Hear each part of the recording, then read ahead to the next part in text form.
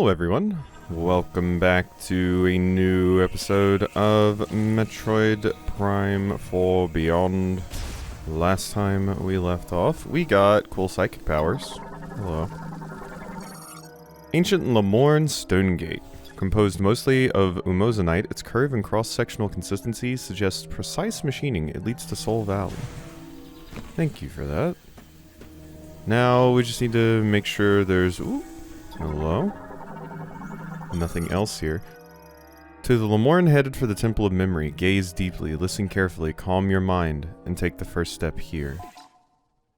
To my Lemorn brethren, you are welcome in this sacred land full of greenery and life. Visit the Temple of Memory, kneel at its altar, and honor all those who came before. The thoughts, wishes, and dreams of our people come together at the base of the sacred tree.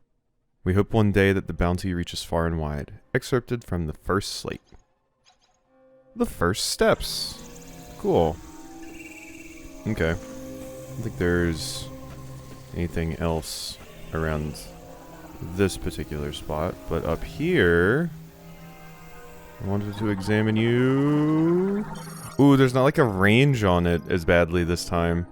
Insect morphology, sicklefly, a dragonfly subspecies with scissor-like jaws and a single compound eye. Travels in swarms and feeds on compost, mold, and fungi. Oh, that's cool. I know a friend that would like these. Dragonfly subspecies adapted to hot and humid environments. They have large, scissor-like jaws and a singular compound eye. Their 4 long wings and evolved musculature makes them very capable flyers, and by using winds and air currents, they can remain airborne for long spans of time. They form swarms consisting of several dozen members and move in a group when searching for food, primarily compost, mold, and fungi. Very pure water is essential for larval survival, with spawning grounds most often found along freshwater shores. The larvae subsist on aquatic plants and moss during development. God, I love this kind of stuff. Wait, how have I... Oh my god, what did I miss? Wait, Silex Forces view rows? Okay, maybe I didn't miss something, not yet. I thought for a second, I was like, did I miss something? Or maybe it's this. Plant morphology, the Lysocask. The thin layer of this fruit contains a low viscosity and highly nutritious liquid. A strong impact will break the skin and scatter the pungent contents. Or it's something else entirely that I've just missed somewhere. But they just seem to fly overhead a lot. What is that? Is that a bird? Okay, no, it does have a scanning range. It does have a scanning range still, but if you're already in the process of scanning it and they fly away, it doesn't cancel it. Let's just go ahead and read it in the logbook. Orang cranes are large birds that have adapted to hot, humid environments. They prefer to feed on fruit, sometimes forming large flocks and traveling 1,000 meters or more in search of it. To endure such long, continuous flights, they have developed powerful chest muscles. They are quick to flee from enemies and predators, and they rely on their exceptional hearing to warn them if danger is nearby. Their ears run along the sides of their head, and the protuberances near the ears help them regulate their body temperature. Oh, I thought it was going to be like one of those facial discs that help like birds hear better by basically moving the sounds towards their ear holes. I know some birds have those.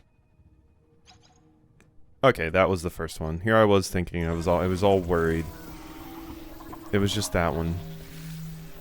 What are these little nerds? Mollusk morphology, mireworm. Mollusk found in riffle habitats. Imitates plant to lure in and feed on small insects, but retreats underground if they sense danger. Mireworms are invertebrate mollusks that live in small groups, primarily in shallow freshwater and boggy areas. They possess long, slender bodies and will often emerge from their burrows in search of prey. They do this by swaying gently, appearing as vegetation, and emitting a sweet odor from their heads that mimic plants, luring in small insects. They use the mandibles at the tip of their head to grab their prey and swallow them whole. They're highly vigilant, quickly retreating into their burrows if they sense danger. They're incapable of migration, spending their entire lives in the original burrows and dying if the water of their habitat is depleted. Poor things. Okay, yeah, and then that's even further down. Okay, so things aren't technically in order that you see them. We can get that information from there. Okay. I'm so scared to not be in scanning mode. Because what if I miss something? Hey you. What are you? Arthropod morphology. Red relic ant. Primarily eats leaves from broadleaf trees, using its rear pincers to carry them. Forms align with nape nests when traveling. Acute senses help it locate its nest across great distances. Red relic ants are arthropods that are often found in hot, humid regions. They prefer to create underground nests and typically live in groups of several dozen. Their bodies are red-brown in color. They use the large pincers on the back of their torsos to both harvest the leaves of broadleaf trees and to carry their bounty back to their nest. They are known to travel great distances, sometimes up to several kilometers in search of food. In order to find their way home, they will separate pheromones from their abdomen, creating a trail they can follow using their olfactory senses. After collecting leaves and returning to the nest, they will shred the leaves and mix them with yeasted soil, ferment the combination, and then consume the highly nutritious result. Interesting. I mean, that's kind of similar to something ants do anyway. I think I recall, I mean, I'm probably wrong about this or misremembering, but I seem to remember that ants have the ability, like when one of them dies, it releases pheromones so that other ones can go and find where it died, basically. If I'm remembering correctly. Or when they find a source of food, they send pheromones to the rest of the colony, and that's why, like, if you get ants in your house, you'll automatically have tons because they release a pheromone saying, hey, come over here. Ants are super neat. Super, super cool. We need more games that just star, like, ants, like building games. I mean, there's, like, SimAnt and some other things, but... Ancient statue carved from a single stone. Analysis indicates its surface cracks were caused by a strong impact. Item detected within. Item detected within, you say? I don't have missiles, though. Can I leave things on the map? Marker! Yes! Let's say... Do I want the screw attack logo, or do... I think I'll just put like this. This is going to be my item icon. Oh, does it just put it in the room in general? Not like specifically where you're pointing? Because I'm pointing like over here. Oh, okay. I mean, that's still useful. It's not as useful, though. It would be nice if it, like, put it where you're pointing. Basically. Or, like, the spot you're standing at currently, but it seems like it just puts it on the room.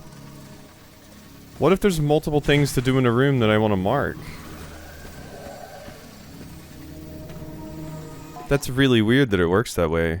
Like, that's not a bug or something, right? One sec, let me try it again. No? I think that's just how it works. Weird. Yeah, if there's like multiple things in a room that you want, that could be problematic. You know? Whatever though. We found it. Hey, friends.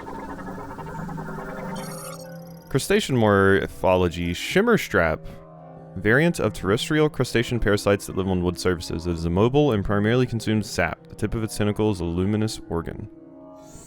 I guess I will read the shorter ones too, because sometimes they say a little bit differently things, sometimes it's just like reworded. Shimmer straps are terrestrial crustaceans evolved to live parasitically fixed to a single location. Anchored to tree bark, they grow by absorbing nutrients such as amino acids, protein, and sugars from sap. Lacking eyes, they explore their environment by extending a feeler with a bioluminescent organ at its tip through an aperture in their shell. Able to sense its own light emissions, the feeler will retract from the shell if it senses danger, closing the aperture in the process. Shimmer straps live as long as their host tree remains alive, with some specimens found to be hundreds of years old. I love the flora and fauna of the Metroid games.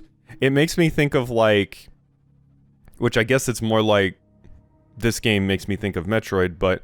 it makes me think of the Subnautica-like scans, which, you know, Prime obviously predates Subnautica, so it's more like Subnautica reminds me of the Metroid Prime scans, but I just love getting to scan things in the environment and learn about the world and learn how the ecosystems and everything work. It's such a super neat feature in any game. The same goes for just like bestiaries in general. In games. I like that too, because you get to learn about how all the critters in the world interact and stuff. Fungi morphology. Fiber deformity. Small fungi variant that typically forms on the bark of a tree, possesses a bioluminescent glow due to an internal oxygen reaction. Glow shrooms. Hello. What are you? Giant spiral. Vegetation primarily found in trees and caves. Its leaves extend in a spiral and display a response to any impact stimulation. Is this a door? Oh my god, it is. Hello. What are you? What is that? Homing spore. Sporangium of a gas spore. Floats in the air and senses the heat of nearby organisms. If threatened, it will extend thorns approach and explode. It reminds me of what are they called? You know the little floaty ball things that explode if you get near them into gas, usually in the games. I forget the name exactly what they are. I don't think it's a gas spore. Sporangium, that gas spore, a type of mushroom, eject at irregular intervals, are called homing spores. They contain spores as well as a lighter-than-air gas mixture within their pouch-like structure. This gas allows homing spores to float in the air, waiting for creatures to approach. Oh my god. If they sense that a creature is nearby, they will grow thorny, tactile receptors across their outer surface and begin pursuing their target. If they make contact with their target, the internal gases instantaneously compress while the outer layer heats up, causing the gas to explode. Yeah, I forget what the name of those particular creatures are. I should know the name of them. After how many games I've played. Oh yeah. I was trying to space jump. That's not gonna work. Hello. Yes. Anything else around here?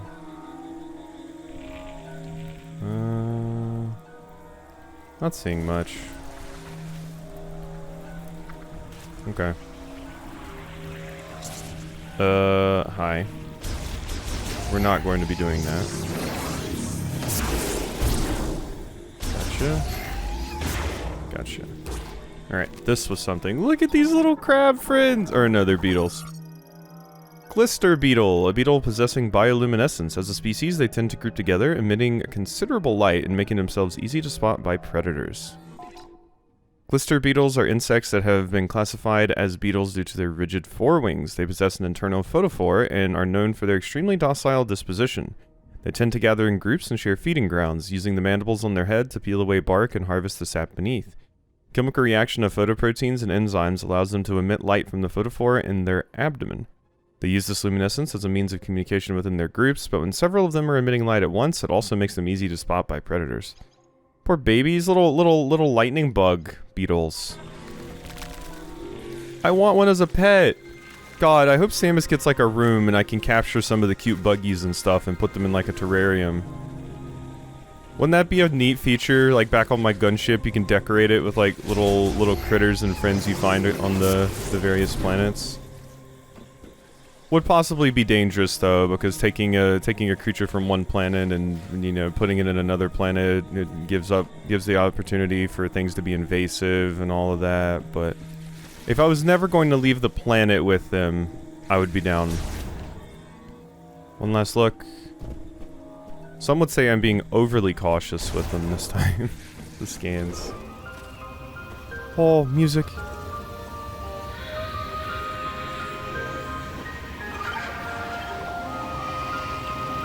Fury Green. There's Yggdrasil.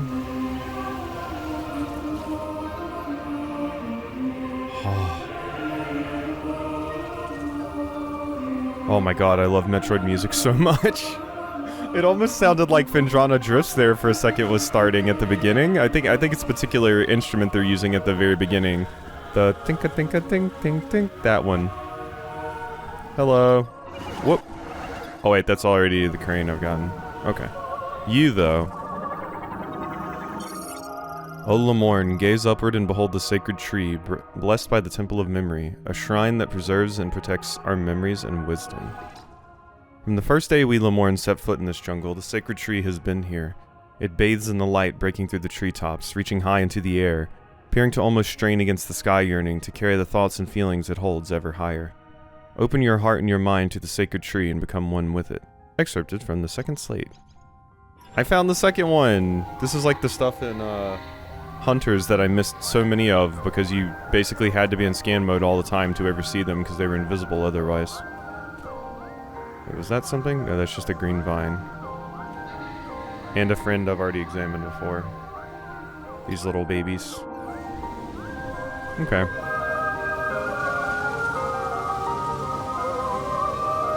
Nothing else.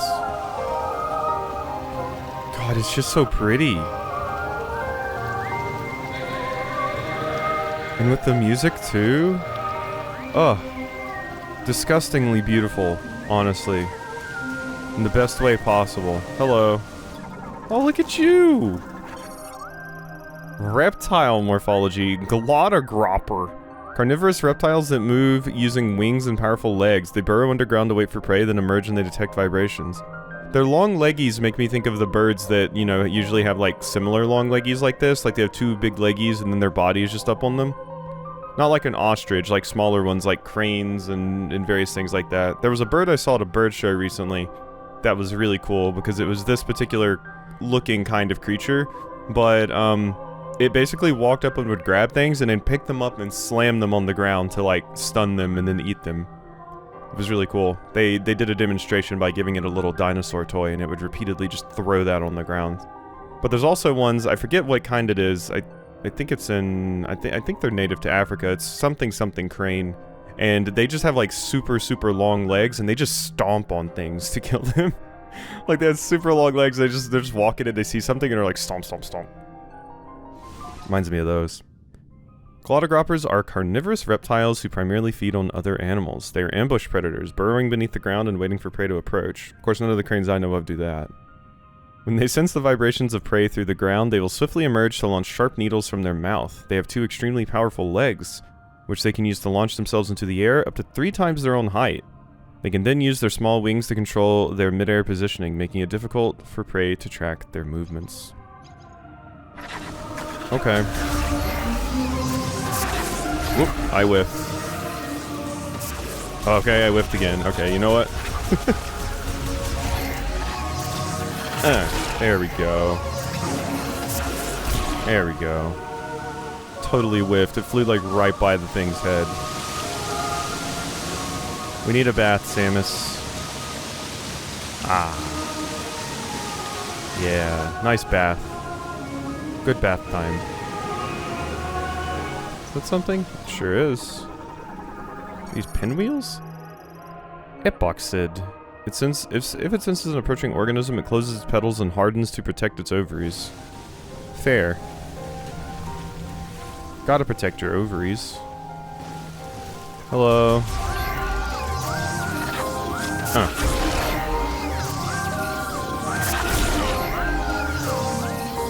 Boom. Yeah, those aren't too bad to deal with. But God, what a beautiful area. Definitely has that, that prime majesty. I didn't see anything in here I needed to get access to. So... that is something. What, does that... what is that? Does that go anywhere? I don't think so, right? Where even is this little hollow? It's saying it's up here. Oh!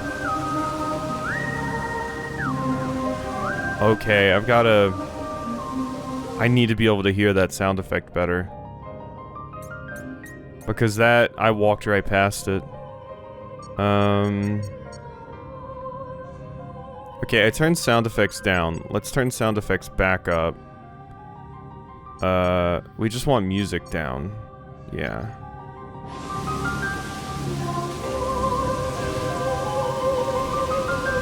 Cool. It's still very hard to hear. But, okay. Let's, scan you. Well, wall formed of insect webbing. It is extremely elastic and durable and cannot be cleared with standard firearms. Highly flammable and removable using high heat weaponry. Okay. Well, I'm going to need to leave a marker here. High heat weaponry.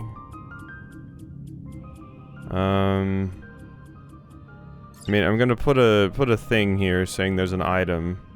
I can't, like, let myself know what kind of item I need, though, which kind of sucks.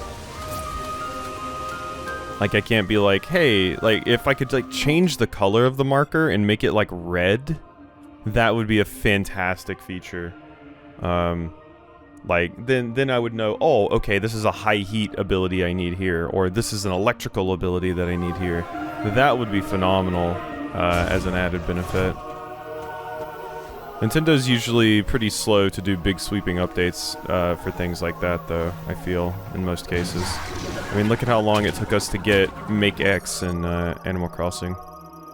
Plant Morphology Root Spur, a mobile tuberous root plant variant with an autonomic nervous system. They usually live in mud underwater and will surface if a creature draws near. Their territory is invaded, they will attack using their vines until the intruder is defeated or driven away. Despite its hard outer skin, even a single shot from a high-powered weapon can defeat it. Root spur are tuberous root plants. They typically live below the water's surface in rivers and marshes, or beneath the ground in bogs, and will defend their territory from intruders. They have a swift, swollen stalk, and also possess an autonomic nervous system. If they detect an invader, they will emerge from hiding and attack by swinging the vine on top of their body around themselves until the threat withdraws. The fleshy stalk is covered in hard bark, making it exceedingly durable. However, explosives and high-powered weaponry can still dispatch it quickly. Okay, so you're durable, but are you durable to that?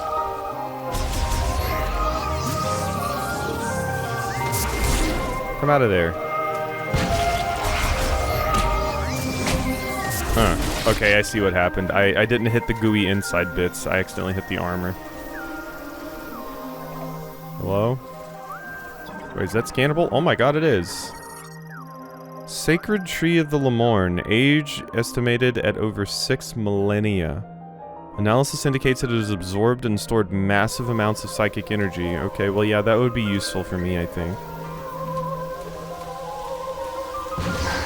Another one?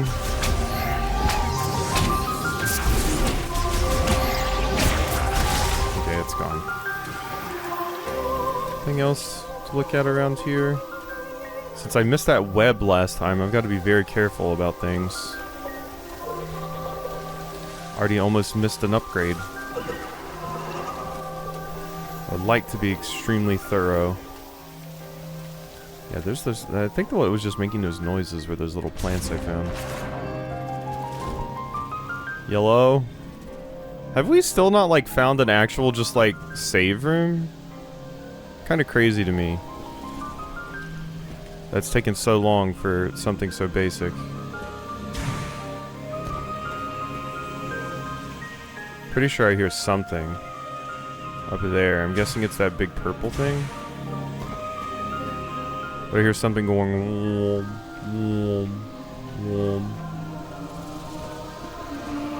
This sound effect isn't quite as noticeable, as easily pickupable on whatever. It's not as easy to notice as the one in Prime was for me. Ancient Purification Site holds spiritual significance to visiting the Lemorne. Structure collapsed due to an earthquake, blocking water flow. Oh, hi.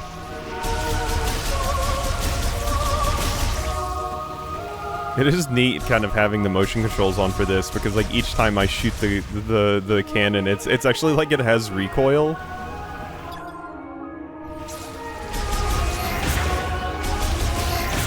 Okay. Ooh, the actual plant that's been releasing them.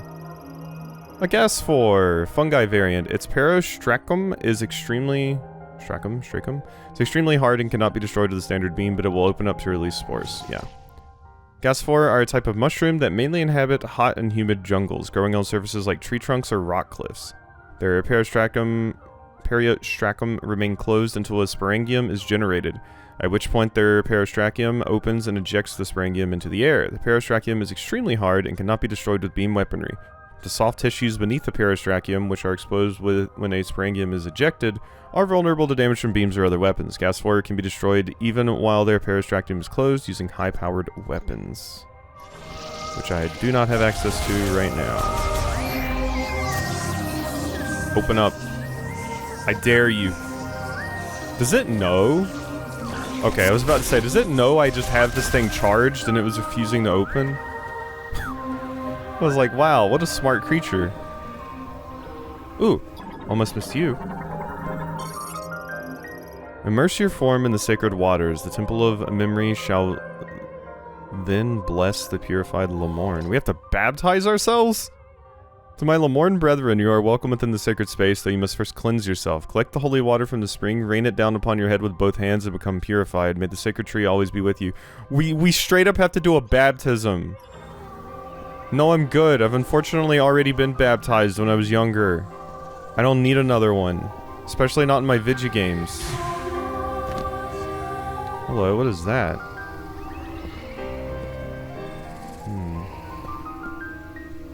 Just heard something fly by too, but it's just my buggy friends.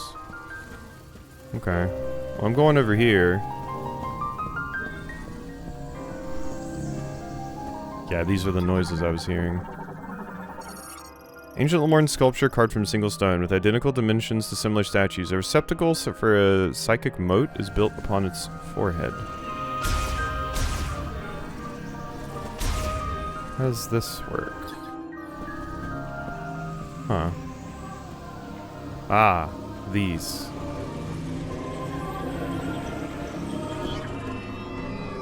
Yes? Ah. Oh! Interesting. Wait, what? That doesn't... Huh? Psychic platform formed by compressing psychic energy. Standing on them requires psychic boots? What? How does one get psychic boots? Okay. Ethereal formations of compressed psychic energy. They are formed when the psychically capable individual condenses a cloud of dormant psychic energy into a usable surface. As these formations are not fully physical, they are impossible to stand on without wearing psychic boots. Psychic platforms function as a group. When one is materialized, the group follows suit. Okay, so I need psychic boots. Gotta scan that missile expansion. Increases missile capacity by 5. Also restores 5 missiles. Okay. Well, I need to add a marker here. Should I specify whether it's missiles or something else? But like, I feel like it would be easier for me because I want to get all the collectibles to just be like, hey, collectibles. But I'll put this one down as a missile expansion, just so we can separate them properly. You know? Just so we can separate them properly. Alright, what's this? Lemorn door unlocks when its central sensor detects energy exposure, an explosion, or concussive blast. Once unlocked, it will open... Yeah, okay. How about you? Large Lemorn Psychic Lock. Psychic Ability Seal variant. Unlocked by placing psychic energy mote spheres into the receptacle. Receptacle that takes a psychic mote, a spherical coalescence of psychic energy that acts as a key. Okay. Well, I can't do anything with that yet, so I think I've got to walk over here. Still no save room, by the way. In case we were curious. The world are you? Scout bot. Emits ultrasonic waves from overhead to detect and map the positions of valuables in the area. An electric shock will activate it. Ooh. Wow, it's a map scan that just scans the map of upgrades for you? Really? They have that? And they're giving it to you this early?